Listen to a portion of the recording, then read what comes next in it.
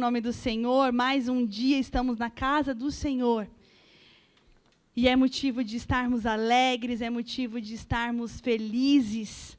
Felizes com o Senhor, felizes por tudo que Deus tem feito na minha e na sua vida. Motivo de, como nós louvamos, né? Temos mais de 1000 motivos para agradecer ao Senhor. Por tudo que o Senhor é, por tudo que Ele representa e ainda assim, por tudo que Ele tem feito nas nossas vidas. Porque o Senhor tem cuidado de mim, o Senhor tem cuidado da minha casa, da sua família. E só por isso, já teríamos mais de 1000 motivos para agradecê-lo. Amém? Nessa noite nós estamos iniciando a campanha aos domingos à noite, né? Porque já começou a campanha na sexta, já começou a campanha no domingo de manhã. E hoje eu tenho a rica oportunidade, o privilégio de abrir essa campanha nos domingos à noite. É motivo de alegria, é motivo de gratidão ao Senhor pela oportunidade, pela confiança dos nossos bispos, com a minha vida também. Eu só tenho motivos para agradecer ao Senhor. Antes de nós iniciarmos, eu gostaria que você fechasse seus olhos. Nós vamos orar agora e pedir que o Senhor seja a única voz a falar conosco nessa noite. Que a voz do Senhor seja audível e compreensível ao nosso coração, com tudo aquilo que o Senhor quer falar conosco. Amém?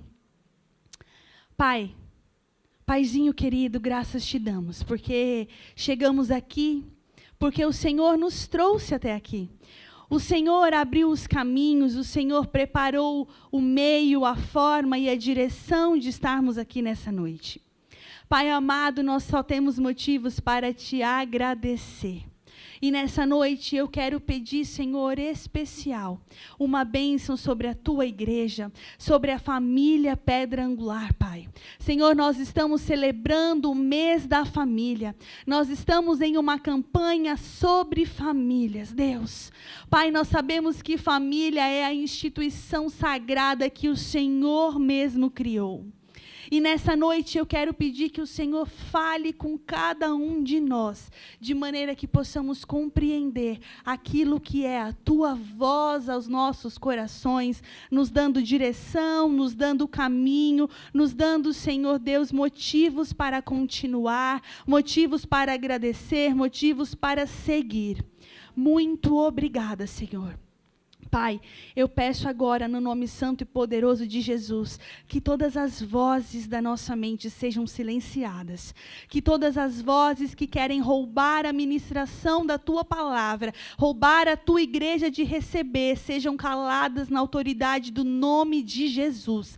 Senhor, que possamos estar conectados somente contigo, que possamos estar, Pai, alertas àquilo que o Senhor tem para as nossas vidas nessa noite.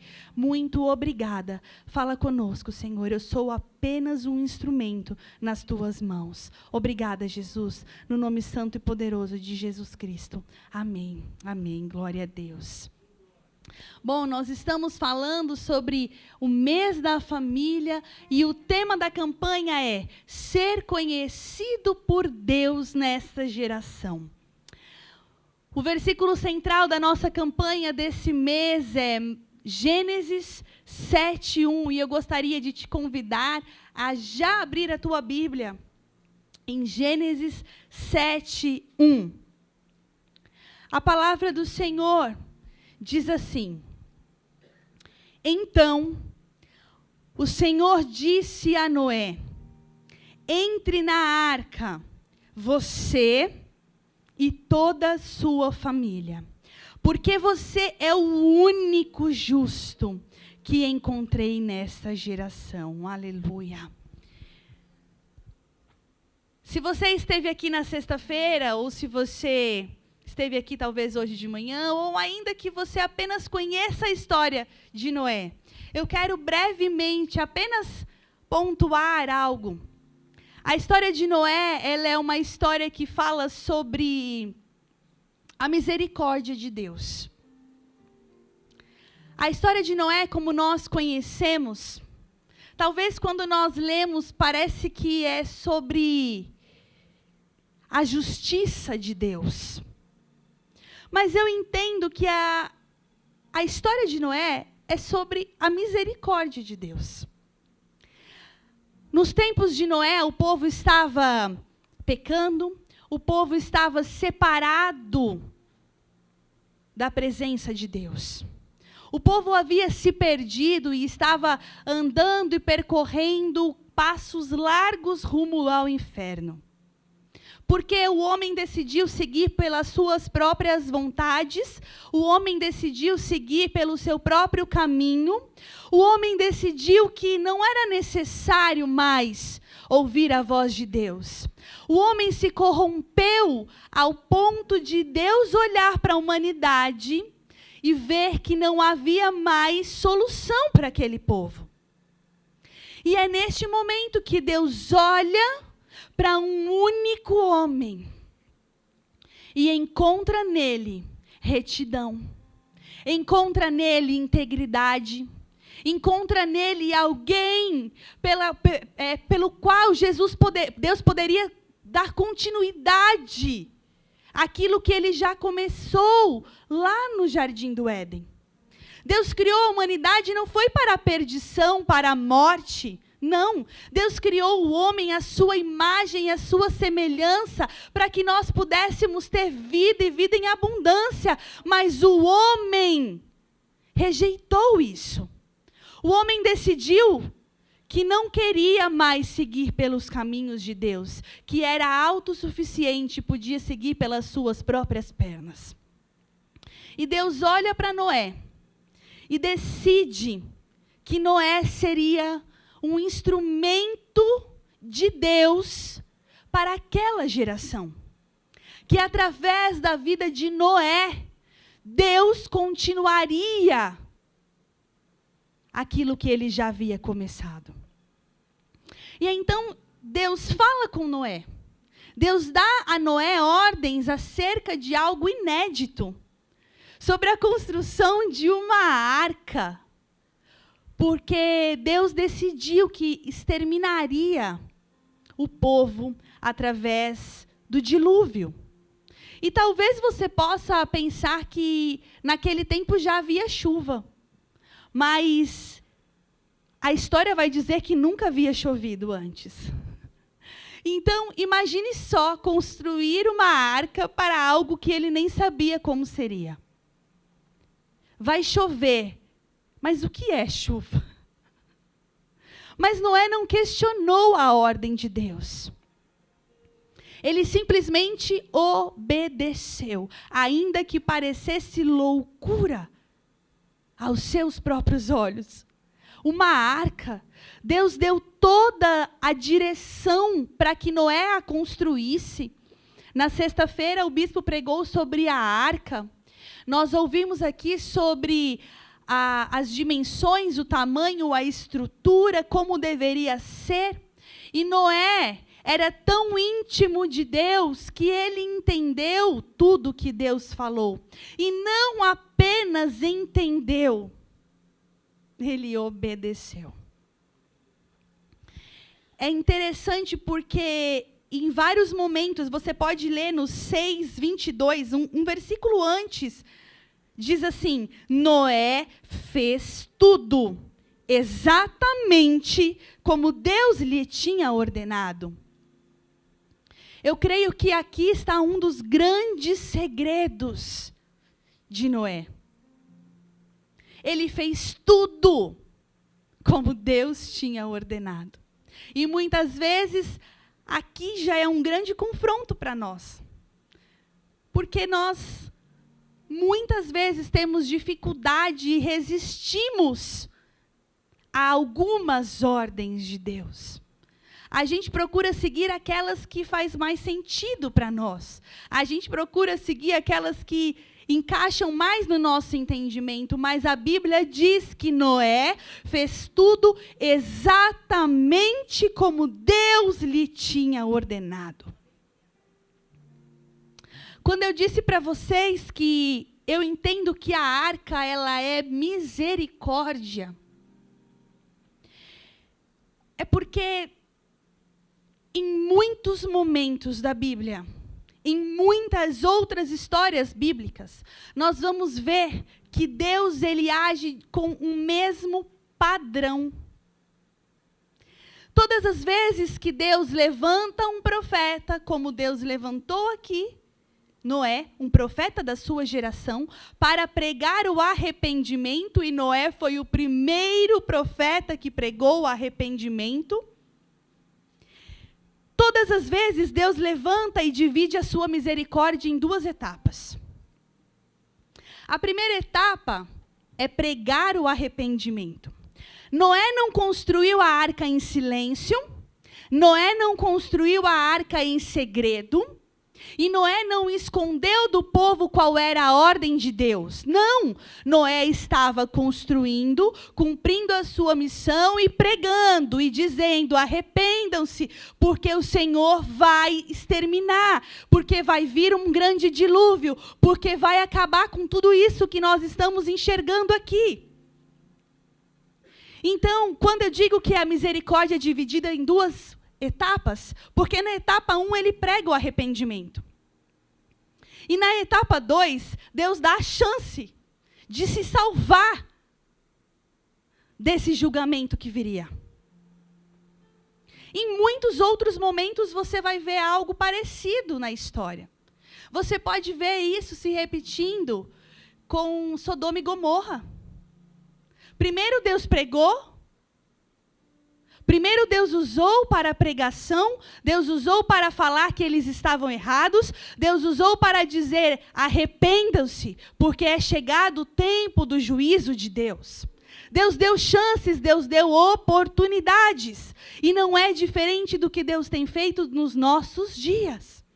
Deus está dizendo através de homens e mulheres de Deus: é chegado o tempo do arrependimento, porque os caminhos pelos quais a humanidade tem ido não são bons.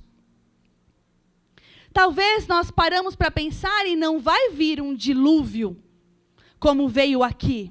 Mas a Bíblia nos garante que Jesus está às portas e ele vai voltar.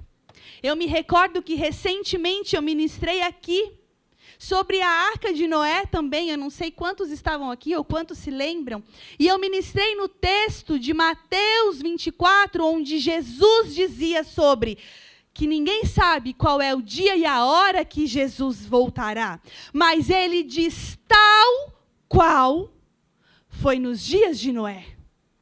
O Senhor virá para juízo daqueles que não ouviram a pregação do arrependimento. Jesus vai voltar? Sim, ele vai voltar. E ele vai voltar, mas ele está avisando que vai voltar. Assim como Noé estava construindo, trabalhando e avisando o que iria acontecer. Não dá para alegar desconhecimento.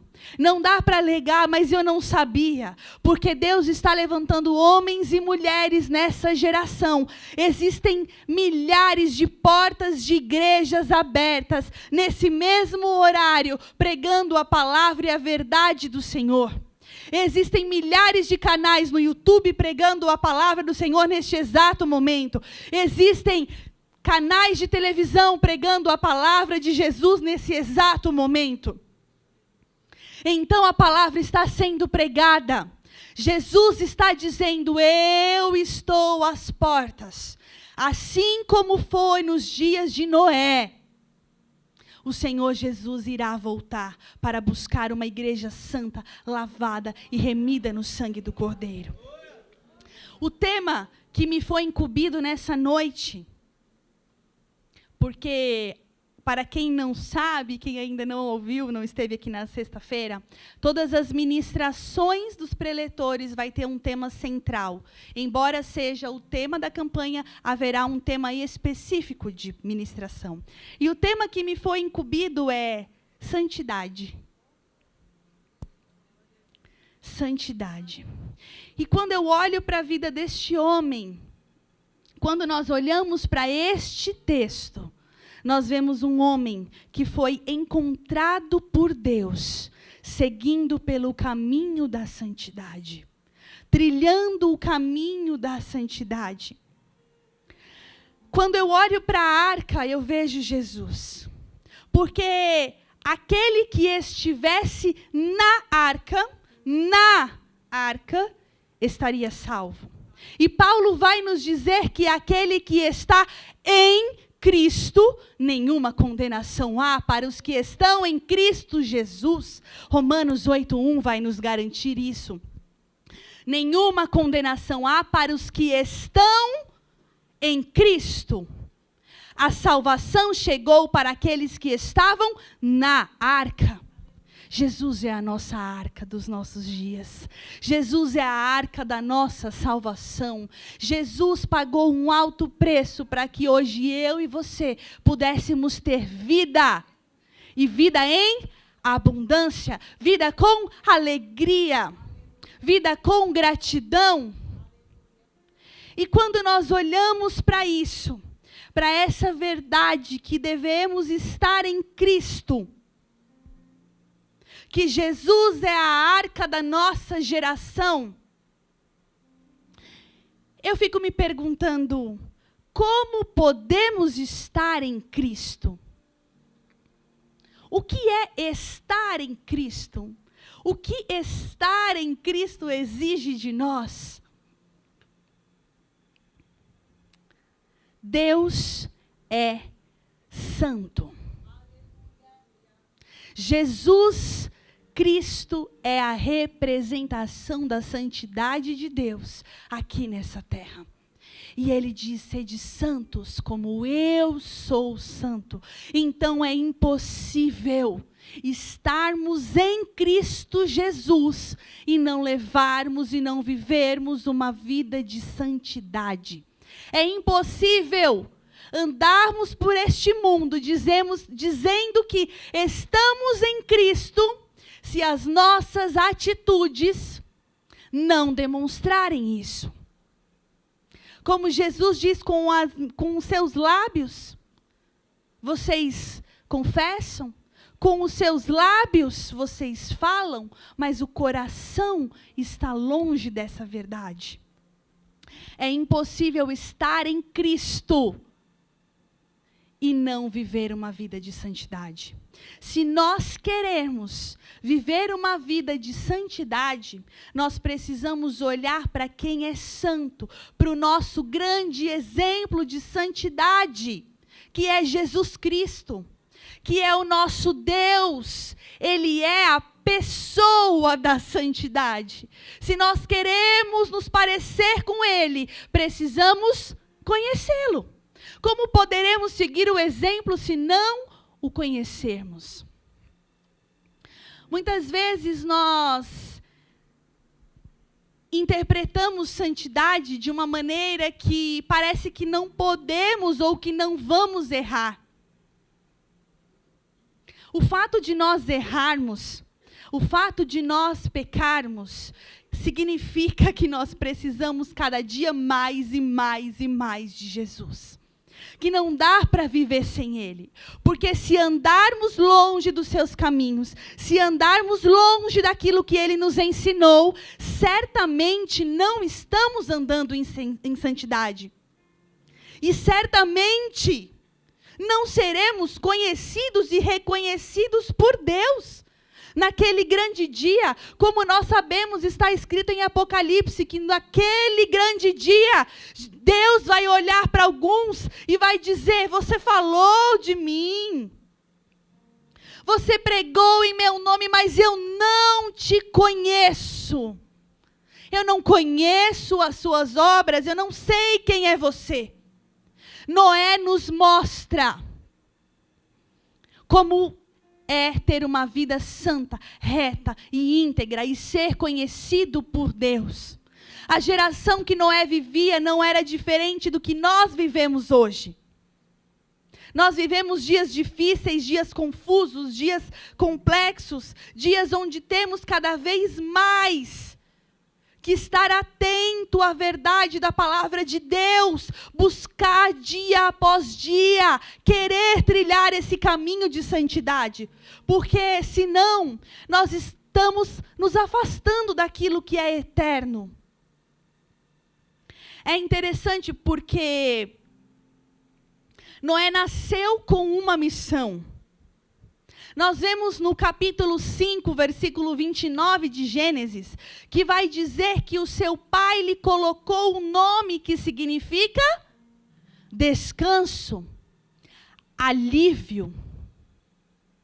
O nome de Noé significa que ele seria alívio, que ele seria descanso, e o chamou o seu nome Noé, dizendo: este nos consolará acerca das nossas obras e do trabalho das nossas mãos, por causa da terra que o Senhor amaldiçoou. Noé nasceu num tempo de terra amaldiçoada, mas Deus ainda assim disse: você será descanso, você será alívio, você será refrigério para o seu tempo, para a sua geração, para todos. Não foi para todos. Foi para aqueles que queriam, para aqueles que quiseram. E infelizmente, aqueles que ouviram não deram crédito à pregação. E a Bíblia vai nos dizer que apenas Noé e a sua família entrou na arca. O que é o oposto do descanso? Mais alto, não ouvi. Cansaço. O oposto do descanso é o cansaço. Acontece que, eu não sei vocês, mas eu, muitas vezes, tenho vivido dias de cansaço. Nós estamos cansados na nossa alma. Nós estamos cansados na nossa mente. Hoje eu ainda brinquei com as meninas, falei: gente, parece que a gente vem do feriado mais arrastado, porque a gente pode dormir, mas parece que muitas vezes o nosso corpo não descansa. A nossa mente não descansa. E o cansaço da mente, a aceleração da mente, é o mal do século, como dizem, não é? Porque através de uma mente que não descansa, a gente fica com ansiedade, nós ficamos perturbados com as nossas emoções, nós ficamos perturbados porque a nossa cabeça muitas vezes não descansa. Acontece que tem uma grande verdade nisso, e existe um grande segredo espiritual nisso. Noé significa descanso. Temos vivido dias de cansaço. Acontece que estar cansado não é permissão para pecarmos. A gente não acorda pensando em pecar, certo? Você acorda e pensa: vou pecar hoje? Bastante, um monte. Quando você acorda, você quer viver um dia bom. Você quer viver um dia leve. Você quer viver um dia tranquilo. Você quer viver um dia de acertos. Você quer viver um dia de paz. Acontece que no decorrer do dia, o cansaço, muitas vezes, vem tomando conta da nossa mente. E o cansaço faz a gente responder grosseiramente. O cansaço faz a gente murmurar. O cansaço faz a gente reclamar muito e agradecer pouco. O cansaço faz a gente pecar. Mas acontece que eu vou repetir. Estar cansado não te dá permissão para pecar. Quer ver um exemplo disso? Quando Deus disse a Moisés que ele deveria conversar com a rocha. O que Moisés fez? Bateu na rocha. Porque ele estava cansado.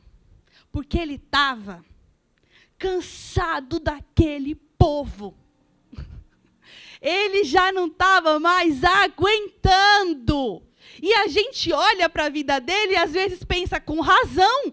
Porque onde já se viu um povo duro de coração como esse? Um povo mal agradecido como esse?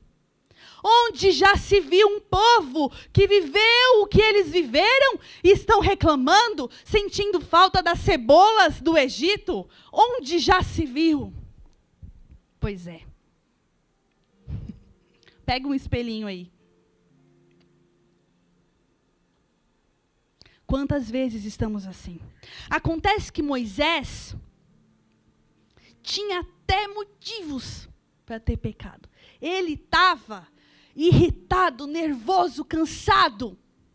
E ele pegou aquele cajado e ele não fez como Noé, que obedeceu exatamente tudo como Deus disse. Ele estava tão nervoso no momento de ira, que ele desobedeceu a voz de Deus, e ele pegou aquele cajado e ele bateu na rocha, que Deus mandou ele falar com a rocha, e não bater. Acontece que ele bateu, e sabe o que foi que aconteceu? Deus até entende o nosso cansaço, mas Ele não passa pano para o nosso pecado. Não vai ter alívio para o nosso pecado se não tivermos arrependimento. Noé pregou o arrependimento. Moisés viveu grandes coisas com aquele povo, mas ele não entrou na terra prometida. Ele não entrou na terra prometida. Por quê? Porque ele desobedeceu. E muitas vezes o pecado tem consequências que não dá para retornar, que não dá para cobrir, que não dá para desfazer. Por isso é melhor não pecar, por isso é melhor andar vigilante, por isso é melhor focar naquilo que é eterno, porque tem coisas que não dá para desfazer. Porque tem palavras que depois que saíram não dá para engolir de volta. Mas Deus entende o meu cansaço, Ele entende o seu cansaço, e é por isso que Jesus diz: vinde a mim, todos vós que estáis cansados e sobrecarregados, porque eu vos darei alívio. Ele diz que Ele é descanso para aqueles que precisam. Eu preciso, você precisa de descanso. Se descanso não fosse importante, Deus não teria feito isso. No 7º dia da criação, Deus descansou. Nós devemos parar de querer carregar tudo e fazer tudo com as nossas próprias mãos, do nosso próprio jeito, do nosso próprio tempo. Não é isso que Deus está ensinando. Queridos, existem momentos da nossa vida que é melhor descansar. É melhor descansar do que abrir a boca e fazer besteira. É melhor descansar do que bater na rocha e desobedecer o que Deus mandou. As consequências para Moisés foram duras e pesadas. O Senhor Jesus está nos avisando. O cansaço, ele não cria o pecado. O cansaço não cria o pecado, mas muitas vezes ele revela o que está dentro do nosso coração. Porque no momento que estamos cansados, ao invés de corrermos para os pés de Jesus, a gente primeiro peca. A gente primeiro erra. A gente primeiro fala o que não deveria. A gente responde de mau jeito. Nós somos grosseiros, mas eu estou cansada, eu estou estressada. Nós mulheres de TPM. Eu sou a primeira a ouvir isso, tá? É para mim primeiro.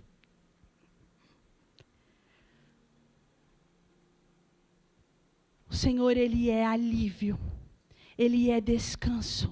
Assim como Noé foi alívio e descanso para a sua família. Ele estava pregando, ele estava construindo e ele estava trabalhando incansavelmente, independente das vozes externas que o estavam chamando de louco, que estavam rindo e zombando dele, construindo aquela caixa gigante no meio do nada, esperando sei lá o quê. Não deram crédito para a pregação de Noé. Nós somos chamados para sermos Noés na nossa geração. É pregar em tempo e fora de tempo. É pregar santidade em tempo e fora de tempo. O que é ser santo? É ser parecido com Deus.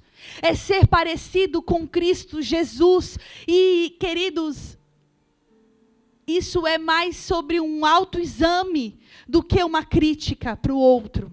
Porque você sabe se aquilo que você tem feito, aquilo que você faz, se parece com Deus ou não. Não sou eu, não é o profeta, não é outra pessoa que tem que vir dizer para você que aquilo que você está fazendo não se parece. O pecado pesa, o pecado gera cansaço, o pecado nos deixa mais para baixo, porque não somos feitos para pecar. Nós somos feitos à imagem e semelhança do nosso Deus. O pecado nos deixa aprisionados. O pecado nos deixa acorrentados. Mas o Senhor, Ele diz que Ele veio para os que estão cativos, Ele veio para ser a cura, Ele veio para ser o refrigério, Ele veio para ser a arca da nossa salvação. Ele veio para ser a salvação da minha casa, Ele veio para ser a salvação da sua casa, da sua família, da sua vida. E nós temos que permanecer firmes no nosso propósito. É ser descanso para aqueles que estão com a vida agitada. É ser descanso para aqueles que estão com a vida turbulenta. É ser alívio e não peso. Nós precisamos ser alívio para quem está ao nosso redor, para que as pessoas falem assim, eu sinto algo diferente quando eu estou perto de você. Eu sinto algo diferente, eu não sei explicar, mas tem alguma coisa em você que é bom estar perto de você. E é aí, Noé, que você vai abrir a sua boca e dizer o que é que você tem. É aí que você vai pregar para essa geração, pregar com a sua vida, pregar com o seu testemunho. Noé pregou com o seu testemunho e ele e a sua casa foram salvos. Existem duas grandes mentiras de Satanás acerca de santidade. E nós podemos olhar para a história de Noé e ver isso. Existem duas mentiras que dizem que santidade é sobre o que eu faço. Vou te explicar. Eu estou agindo muito corretamente. Eu faço tudo certinho. E é por isso que eu vou ser salvo. Porque eu sou muito santo. E é por isso que eu vou ser salvo. O oposto disso é a libertinagem. Salvo uma vez, salvo para sempre. Posso fazer o que eu quiser. E viver da maneira como eu quiser, afinal de contas, eu já fui salvo mesmo. São duas grandes mentiras de Satanás para nos enganar acerca da santidade. Aqueles que são santos demais só vivem apontando o dedo para os que estão santos de menos. E os que são santos de menos estão dizendo, se for para ser assim, eu nem quero mesmo. Se for para ser como aquele ali, eu nem quero mesmo. E cada vez mais nós nos afastamos do conceito real do que é ser santo e viver em santidade. Nós vemos um exemplo claro desses dois filhos, dessas duas mentiras, quando nós olhamos para a parábola do filho pródigo, a história nos diz que havia um pai que tinham dois filhos. Um decidiu pedir a sua parte da herança e viver como se o pai já estivesse morto. Viver com suas próprias pernas, vivendo do seu próprio jeito. Afinal de contas, ele já recebeu o que o pai tinha para dar para ele. Ele já recebeu a parte dele e ele podia fazer o que ele bem quisesse. Esse filho, você conhece a história. Foi para longe do pai, viveu da maneira mais imunda e porca possível. Quando eu digo porca, é literalmente, afinal de contas, o final dele foi junto com os porcos, desejando comer a comida dos porcos. Esse filho é o que nos mostra uma vida de libertinagem. Muitas vezes confundimos o conceito de liberdade com libertinagem. Somos livres, é a graça, é tudo pela graça. E aí andamos como esse filho que decidiu que o pai não tinha mais importância na vida dele. O outro filho, pelo contrário, diz assim, a gente sabe a história, quando o filho pródigo retorna, e o filho mais velho chega e vê que está tendo uma festa. E ele decide que ele não quer entrar naquela festa. E aí o pai sai ao seu encontro e diz, por que você não quer entrar? E aí o filho questiona o pai dizendo, eu fiz tudo que o Senhor queria. Eu fiz tudo o que o Senhor pediu. E ainda assim o Senhor não me deu sequer um cabritinho para eu comemorar, mas para esse seu outro filho, o Senhor está fazendo uma grande festa. Qual foi o erro desse filho mais velho? Ele estava fazendo tudo o que o pai queria. Ele estava fazendo tudo, ele estava obedecendo integralmente o pai. Acontece que o coração dele estava longe e a motivação estava errada. Não adianta só fazermos algo para Deus pela motivação errada. Isso também é viver fora da santidade de Deus. Porque os dois, se você olhar bem, os dois só estavam interessados no que o pai tinha. E muitas vezes nós agimos de maneira igual, só interessados no que o pai tem, só interessado em colocar a mão na herança. Se Deus não fizer assim, também eu não quero. Se Deus não me der, eu não quero. Eu não quero desse jeito, eu quero do meu jeito. Nós vemos duas vertentes extremamente perigosas. E muitas vezes é uma enganação achar que por esses caminhos nós vamos encontrar e viver em santidade. Santidade é aquele filho que recebeu uma festa mesmo sem merecer. Imagine só ele acordando no dia seguinte da festa. Ele estava dormindo numa cama que ele não merecia. Ele estava usando uma roupa que ele não merecia. Ele estava usando um anel que ele não merecia. Ele sentou na mesa para comer o pão que ele não merecia. Aquele filho, a partir daquele momento, ele entendeu o que era graça. A partir daquele momento ele entendeu, eu vou viver e eu vou obedecer ao meu pai, porque eu já tenho o que eu nem mereço. Eu já recebi o que eu não merecia. O que eu merecia, ele não me deu. Que era desprezo. Que era apontar o dedo na minha cara e dizer que eu não sirvo mais. Afinal de contas, eu pequei contra o pai. E quando aquele filho volta, ele diz, pai, eu nem mereço mais ser chamado de seu filho. Me trata como um dos seus servos. E ainda assim, o pai misericordioso o chamou para a mesa e disse, tem lugar na mesa para você. Eu vou te dar vestes novas, eu vou te dar um novo anel, eu vou te dar alimento e você é meu filho. Aquele filho certamente entendeu o conceito de gratidão. E muitas vezes eu e você precisamos olhar para a nossa vida e entender que não é sobre nada que Jesus tenha que fazer por nós, porque tudo Ele já fez. Nós temos que viver como aquele filho pródigo que recebeu a festa sem merecer. E quando vivemos assim, a gente passa a obedecer o Pai pelos motivos certos. A gente passa a obedecer não porque são apenas ordens. Aqueles fariseus, quando Jesus contou essa parábola dos 2 filhos, do filho pródigo, ele estava sentado e entre ele havia os fariseus. Quem eram os fariseus? Aqueles que arrotavam santidade, dizendo: eu cumpro as 613 leis do Antigo Testamento.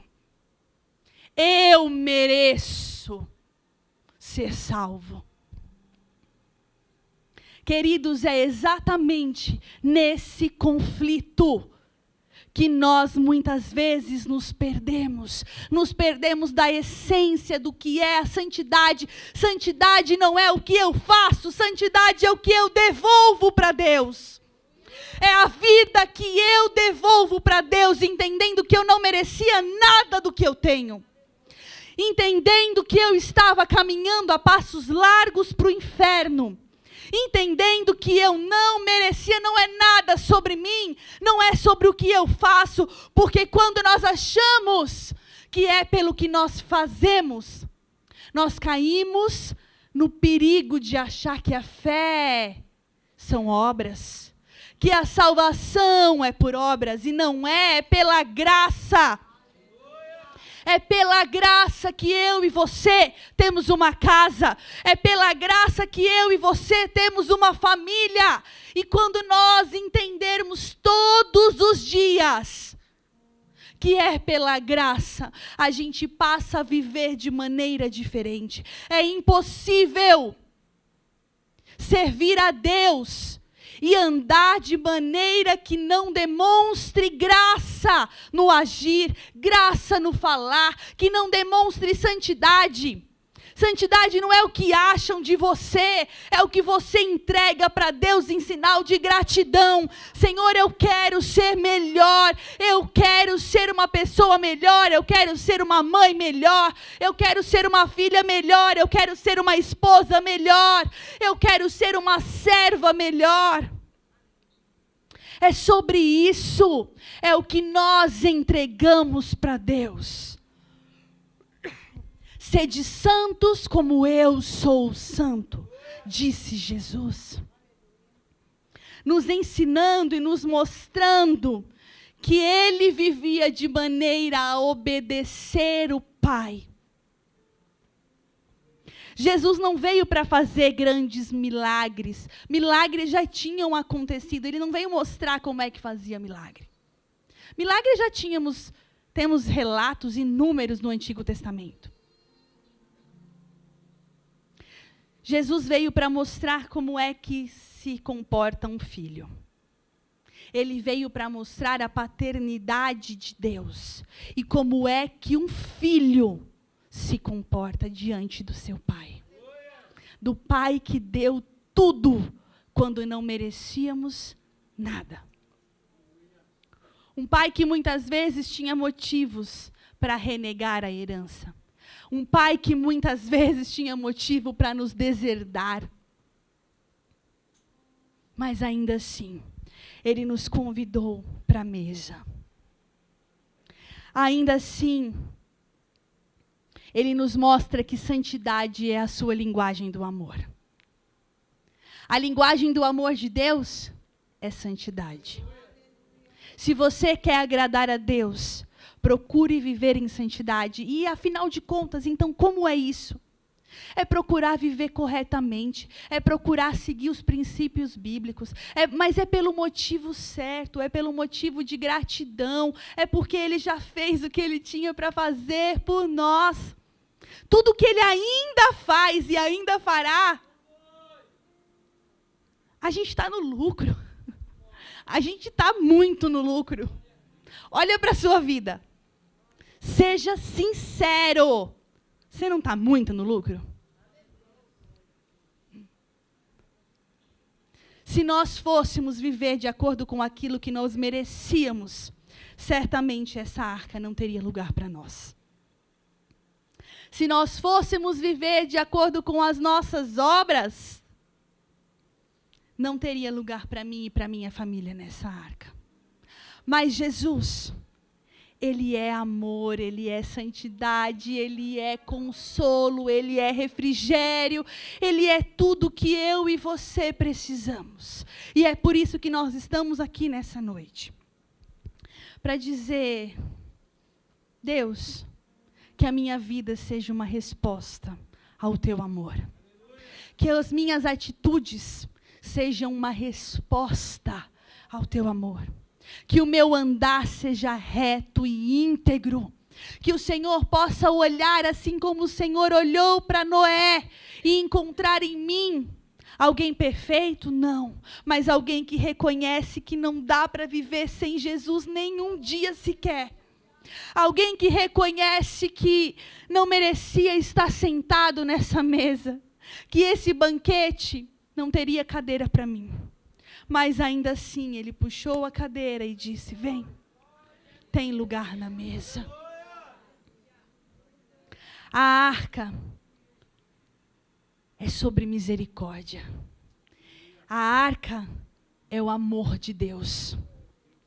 A arca representa o amor de Deus para mim e para você. E é por isso que esse amor não pode parar na minha vida. Eu não posso receber todo esse amor e não estender a mão para o meu irmão.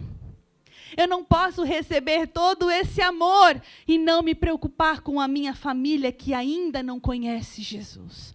Eu não posso receber todo esse amor e andar como um filho pródigo. Eu não posso receber todo esse amor hoje e me esquecer dele amanhã cedo. Eu não posso olhar para o meu irmão, olhar para aquele que está fora e dizer, que ele tenha o que ele merece. Porque se fôssemos receber também conforme as nossas atitudes, o saldo ia estar bem negativo. Se coloque em pé. Nós estamos nessa noite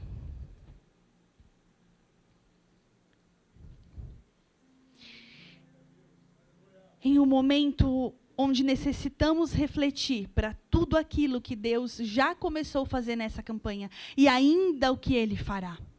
Você crê que o Senhor Jesus pode alcançar a sua família, assim como Ele alcançou a família de Noé? Você crê que Jesus está vendo a sua atitude de fé em escrever um nome e colocar dentro de uma arquinha? Você crê?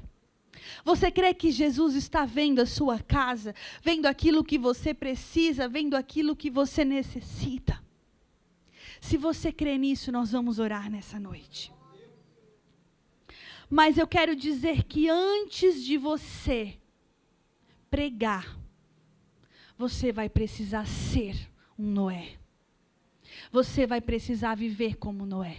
Você vai precisar andar em santidade, você vai precisar recalcular a sua rota, você vai precisar refazer e trilhar novos caminhos se for necessário. Enquanto há vida, há esperança. Jesus Cristo é a nossa esperança. Jesus Cristo é a nossa certeza de esperança. E é por isso que nessa noite eu quero que nós possamos orar nessa hora, por arrependimento. Que nós possamos orar para que nós tenhamos uma vida de santidade e que nós possamos sair daqui com autoridade para pregar para os nossos familiares. Que nós possamos sair daqui com autoridade para ser a boca profética na nossa geração. Feche os seus olhos. Senhor, Paizinho querido, muito obrigada pela tua palavra nessa noite. Obrigada, Jesus, porque santidade não é o que eu faço, santidade é o que eu devolvo para ti. Senhor, que nós possamos cada dia mais nos arrepender dos nossos maus caminhos, recalcular a rota e entregar para o Senhor gratidão, entregar para o Senhor uma vida reta, íntegra, uma vida correta, uma vida, Senhor Deus, que reconhece as suas limitações e ainda assim entende que não dá para viver sem Jesus, que não dá para viver sem o teu amor, que não dá para viver sem a tua graça, sem as tuas misericórdias que se renovam dia após dia sobre as nossas vidas. Obrigada, Jesus, porque o Senhor tem porções de misericórdia todas as manhãs nos esperando. Obrigada, Jesus, porque o Senhor derramou o seu sangue na cruz e vertido, Senhor Deus, por amor a cada um de nós. O Senhor me ama, o Senhor me encontrou. O Senhor me resgatou e resgatou a cada um dos meus irmãos aqui, quando estávamos perdidos, muitas vezes por detrás das malhadas. O Senhor nos olhou, o Senhor nos enxergou, o Senhor nos viu e o Senhor nos resgatou, meu Pai. Obrigada, Jesus, que possamos viver uma vida como um filho resgatado. Que possamos entregar ao Senhor o nosso melhor, a nossa gratidão, que tenhamos motivos e mais motivos todos os dias para levantar as nossas mãos e te agradecer, que possamos reconhecer o teu amor e a tua graça e a tua misericórdia nas nossas vidas. Meu Pai, usa cada um de nós como Noés na nossa geração.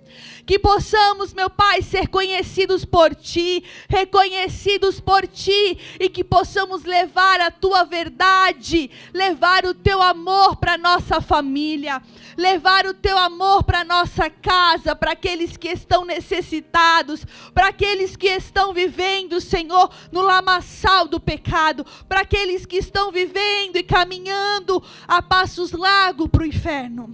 Que o Senhor olhe para cada um de nós aqui nessa noite, com um olhar de compaixão, misericórdia. Senhor, recolhe, Senhor, cada uma das lágrimas derramadas aqui, Jesus.